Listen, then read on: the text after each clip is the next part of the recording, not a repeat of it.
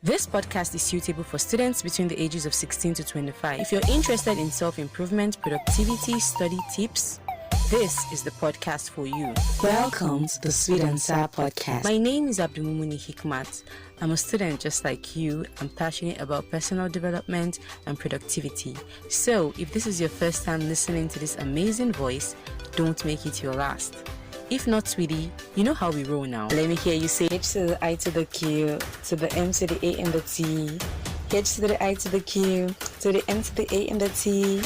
H to the I to the Q, to the M to the A and the T. Hi, sweetie. Welcome back to the Sweet and Sour Podcast. It's your favorite host, H to the I to the Q, to the M to the A and the T.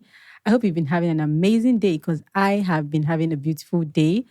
On today's episode, I'm going to be talking about a book. So a book that I have shown you guys on Instagram. I have shown you guys on WhatsApp. I've shown you guys pretty everywhere because I was reading the book and, I think this is the perfect time for me to talk about the book. And I hope this can just go for 5 to 10 minutes so we don't drag it.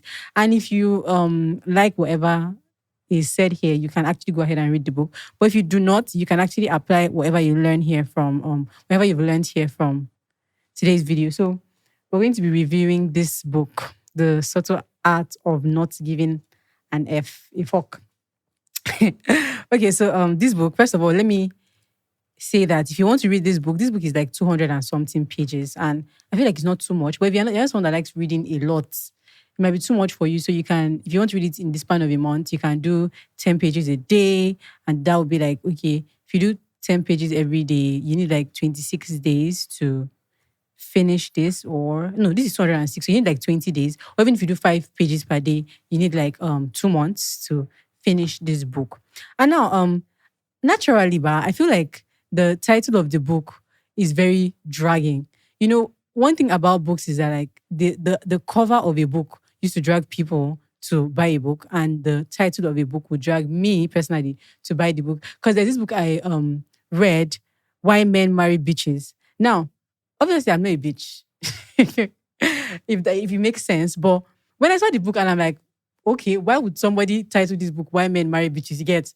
And then when I literally read the book, the actual meaning of bitch in that book is not even the literal meaning of bitch that we actually know. So, but then again, this book is written by Mark Manson. Is it Mason or Manson? I beg, please. I really hope I'm not merging this guy's name right now. And this book the whole aim of this book is not essentially okay, don't give an F about anything. Because at the end of the day, you're still going to give an F about something. So, but I think the focus point of the book is what exactly are you giving an F about? Now, what you're giving a fuck about? Is it what people think about you, basically? Is it what you're going to say if you do this? Because at the end of the day, it's just someone asking you what do you want to eat, right? And when they ask you what do you want to eat, and you say nothing is still an answer because nothing, not when you say, okay, if you say I want to eat rice, at least you've given okay, this is what you want to do. Nothing is still okay, saying no, or you say anything. That anything is even funny because now anything is everything.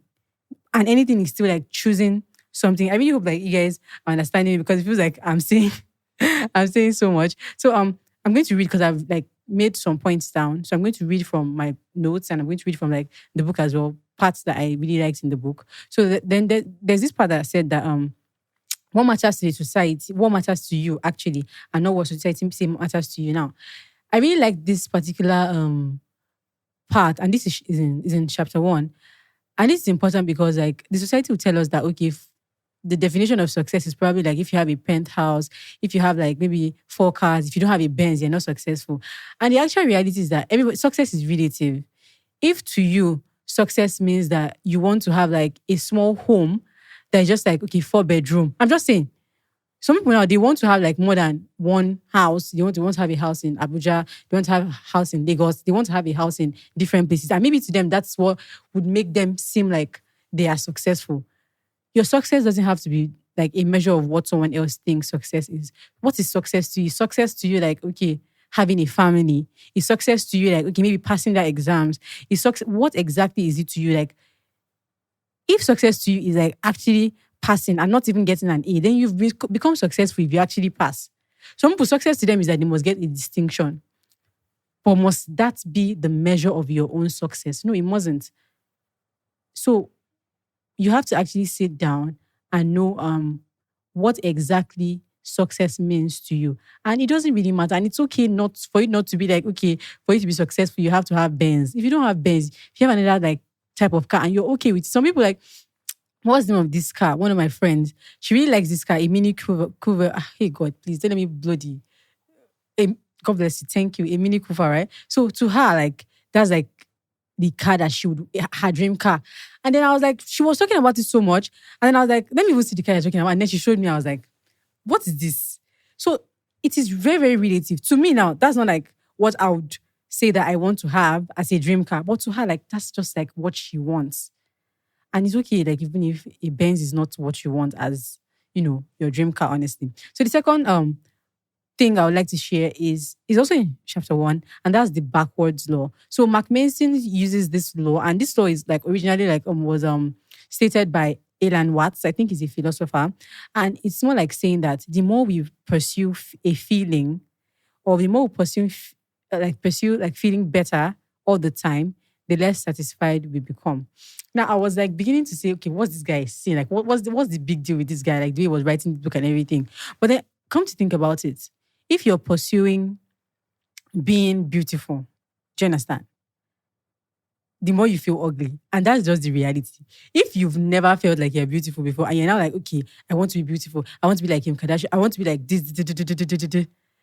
No matter every single thing that you try, honestly, you're not going to be like Kim Kardashian. Bro, you're African, you're Nigerian. Kim Kardashian is not Nigerian. Like, I'm just saying, like, your genes are not the same thing, right? So the more you pursue a feeling, because if you're already beautiful, you don't even need to, so it's just like, let me look for a literal example, right? It's just like when someone is pretending to be rich or forcing themselves to be rich and someone that's actually rich. Now, someone that is pretending to be rich or trying to, make people think that they are rich on social media, you see them everywhere they step into. Even if they're never going to buy anything, they must take picture, they must post. But like an actual rich person doesn't even try to make you, he's not even trying to prove to you that he's rich. Like he just goes to somewhere, eats what he has to eat. He may not even take a picture of like even going to somewhere that expensive because like they don't give a shit about what you think because they're actually rich. Like they're not trying to prove any points. But it's when you're not like, okay, you're not something and you're trying to see. I know that like this is really contradictory to like, okay, trying to work hard and trying to, be successful. And some people even still say fake it till you make it. See, honestly, there are so many things that you read in books. You don't have to take everything word for word. You don't have to follow one person. Nobody is God. You don't have to say, okay, you're going to abide by everything that this guy says. But I'm just saying that like sometimes you have to unlearn some things and relearn some things, right? So you have to know that like if you, first of all, you have to feel comfortable in what you are, especially like with beauty. So some people now, they don't even, funny story, yeah, I have a friend, okay, no, how do I want to say it now? This girl is literally very pretty.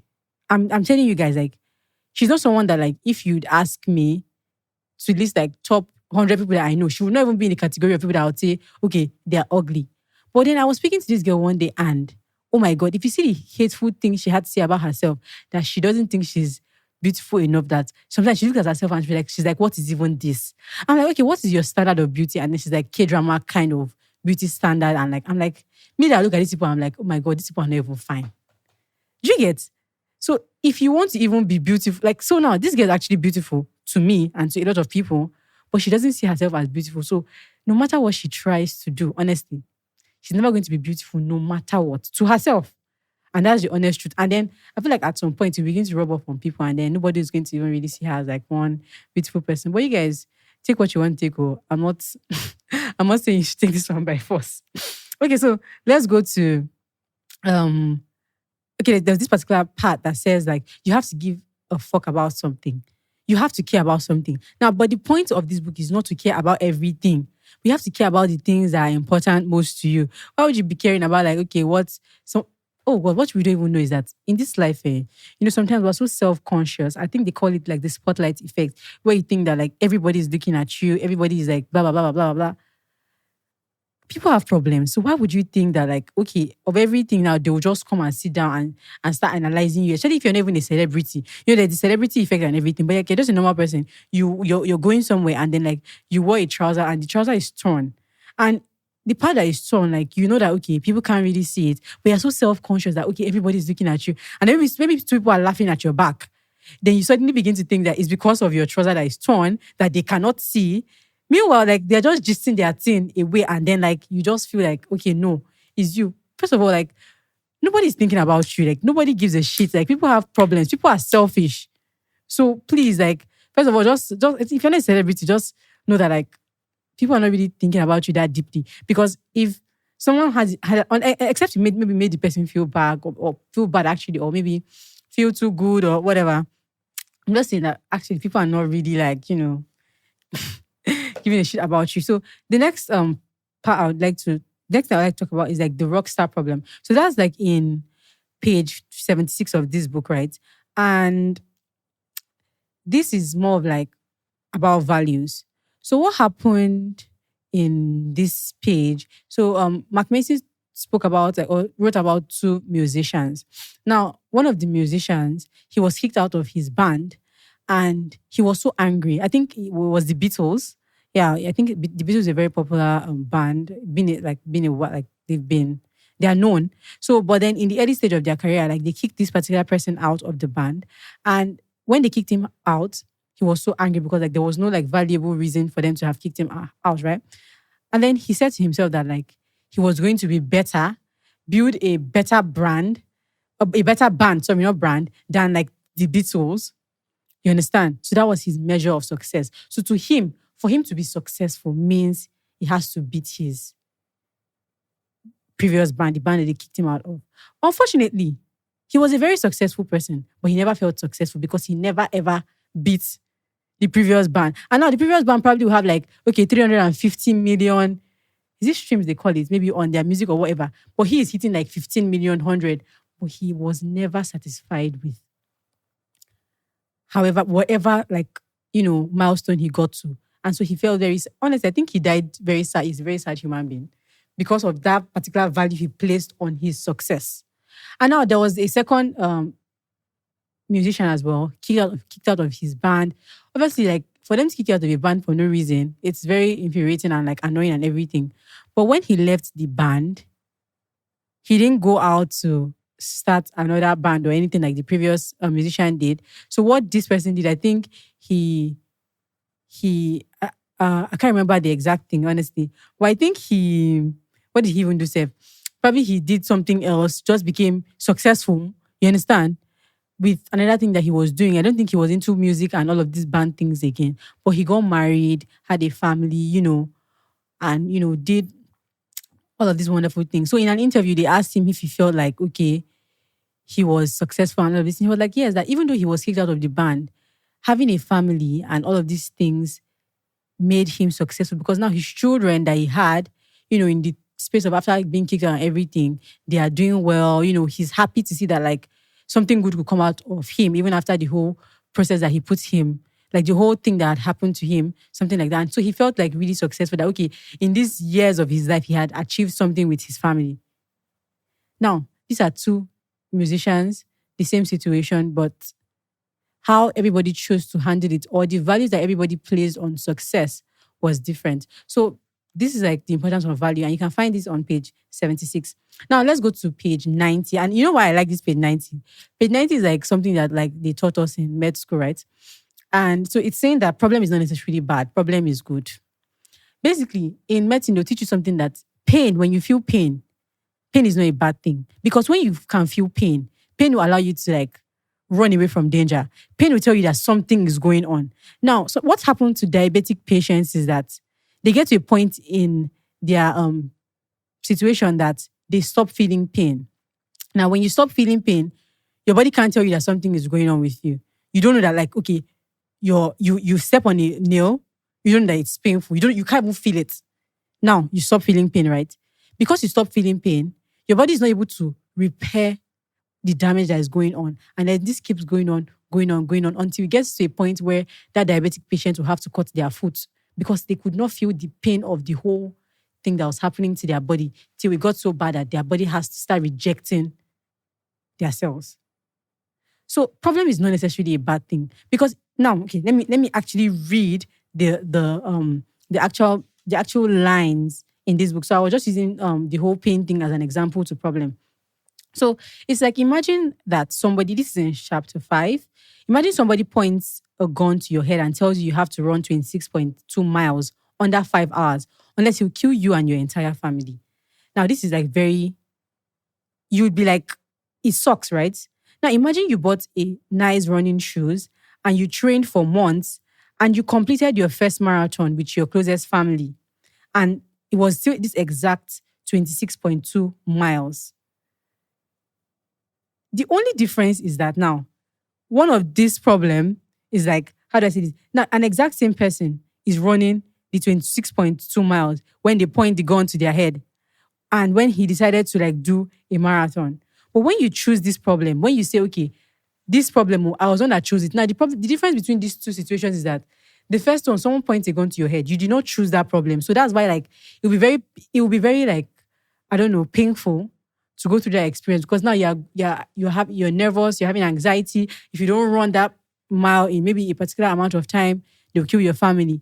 But imagine you were able to complete that amount of time on your own. You chose the problem, you prepared for it, and now you're like running that, you completed the marathon. You feel like, okay, you feel like you've achieved something. And so this comes with like you're always choosing. And that's the title of this chapter. When you feel like you're choosing your problems, you feel empowered. Now, what Mark is just trying to say in this entire chapter is like, don't run away from problems because as they said, problem no they finish. Just try like, okay, if this problem comes, how do you want to handle it? These two problems are happening. Which one do you want to choose and tackle? Because if you say that if life was not problematic, I feel like everybody would be bored. If everything was going smoothly in your life, everything you wanted. Because honestly, sometimes I'll see like some shows and maybe, in fact, to me, I feel like people that started resting is because they were already okay. You understand? They did not have anything to fight about. They're not say, okay, there are two people that don't have any problem, just decide to come and start fighting. When poverty have left your life or you're not hungry, honestly, you decide to think of other things to make your life more interesting. And so when you don't have like a problem, everything becomes boring. That's the honest truth. So the life that we are in is not without having problems. You would definitely have one problem or the other. But how you choose to look at your problem, the problems that you choose, there's some problems that obviously you don't choose for it to happen to you. But you still have to choose how you want to react to the problem. How will I explain this now? Imagine there is an accident. Your car bashed somebody and then the person became unconscious, right? You didn't choose for that accident to happen, but you have to choose what you're going to do after the accident has happened, even though you didn't choose for the accident to happen. Now, you can decide, some people in this Lagos, they will zoom off, like, once an accident happens. Some people will take responsibility and rush the person to the hospital, try to figure out, like, how to help the person that just became unconscious. Now, these are two people choosing the consequences, like choosing something that, they did not choose for the accident to happen. Nobody wants accident to happen in their life, right? But it happened already. But in that situation, you still have to make a choice. And this brings me to my next, the next thing I'm going to read. So it's about Malala. I don't know if you guys know Malala very well. That's responding to tragedy, page 102. And this one is more of like what happened to Malala. So Malala was this Pakistani girl, if you do not know Malala. And then, she began to speak on, there was a ban that, okay, women should not attend schools and stuffs like that. The Taliban was taking their education rights away from them. And now what happened was, everybody was looking for Malala because she was really speaking out. So they were in a train one time. I think they were coming back from school. I can't remember. I don't know. I wasn't there. And the Taliban soldier entered that train and asked, who is Malala? Because now she had become popular for like standing up against like whatever they were doing, right? In that moment, she had to choose. Now, she didn't want to be put in that situation, honestly. But now she had to choose because there's always a choice to be made. She can decide to keep quiet. And then, at that instant, she stood up and said she is Malala. And that was when she got shot. Now, how many of us, if you're put in a situation where that sometimes you be in school and they'll tell you someone did something right, and they'll say who did it. Everybody's quiet. Everybody wants to cooperate. If you don't cooperate, it's like you're the odale. You're the one that doesn't like.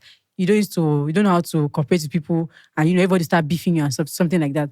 And then sometimes some of these corporations can lead to a very crazy consequence that you did not even expect, depending on whatever happened. But imagine like she did not stand up and say, okay, she was the one that was Malala. Something could have happened that, okay, they would like shoot more than half of the people there. And maybe they will not even shoot her that is the person. And then she would live with that guilt for the rest of her life. But then she stood up. They shot her. But today she's still alive. And she received a Nobel Prize for just like that act of bravery, for standing up against like the whole thing. And she's still fighting. So this is where choice comes in. Now, back to the subtle art of not giving a fuck. You're always choosing, you guys. Whether it's in a good situation or a bad situation, you always have to choose. And we are always, you'd always reap there'll always be a consequence for what you choose. And sometimes when they tell us that, okay, what's happening to you now is as a consequence of the choices you've made last year or something like that, a lot of us don't believe it. But that's the truth. It's actually as a consequence of what we choose. Honestly, now we choose Tinubu as president now. So whatever is happening now, it's the economy. And it was the president like people voted for, right? Do you understand? So that's the part on responding to tragedy. Now, there's still so much on this book. And I don't want to waste your time. So I spoke on you having to choose your problems. I spoke on responding to tragedy. I spoke on, you're always choosing, whether you're choosing the right thing or the wrong thing, you're always choosing. But what do you choose? I spoke on what are you actually giving a shit about? And then the backwards though. I spoke on like so many things.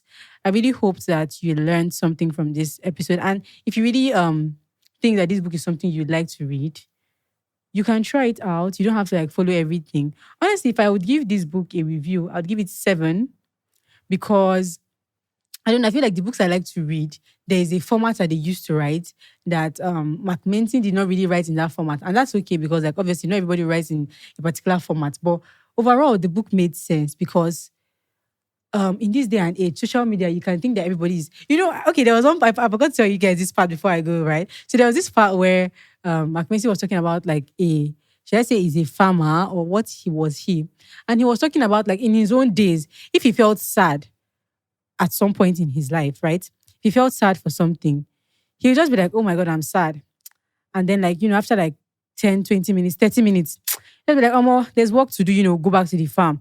But you see, in this day and age that we are, if you're feeling sad and you're holding your phone, you see pictures of 100,000 people that are happy and then you start to feel sad for being sad that you're not happy. Do you understand? Like, honestly, like, we live in a world where we think that like, okay, everybody's not really happy. That's the truth about it. And nobody's going to show you their life when they're not happy. And so if you believe everything you see on social media, honestly, that's at your own risk. And that's why I always say that like you don't have to be on social media all the time. If you feel like you need to take a break, just take it because honestly it can be very overwhelming. Because how can you be feeling sad that you are sad that somebody is like, people are happy, but it's just like very complicated and it's very shitty. And when I think about it, I just feel like, okay, I feel like in this generation, we feel like we're doing ourselves good and then there's this entitlement thing that we have to, that, okay, I deserve to be, you deserve what? I don't know, like how, like, I don't get that. I think it's motivational speakers that used to do this thing, like, tell you, you deserve to be successful, you deserve to be, honestly, I'm not saying it's not good to hope for, like, pray for and work hard for all of these kind of things, but even the life that you have, person that died yesterday, honestly, the person you're not better than the person. So honestly, you don't deserve anything. You have a lot of things by grace, and honestly, you should just be grateful. See, I'm a very religious person. I don't know if you want to attack me. I'm sorry, but I said what I said. I said what I said. And overall, as I've said, this book is really interesting. If you want to read it, read it. If you don't want to read it, you can just watch this video and move to the next book you'd like to read. And that's it for this episode, guys. Thank you guys so much for tuning in today. I really hope you picked 1 or 2 things from that book. And let me know what you guys think. If you've read the book, if you learned other things that I did not say, you can also like leave it in the comment section. You can follow us on Instagram at Sweet and Sour Pod, and you can subscribe to the YouTube, listen on Spotify. See, Spotify is the main thing. Go. Then if you listen on Apple Podcasts as well, you can listen on Apple Podcasts. And until next time, guys, I hope you have an amazing day. Bye.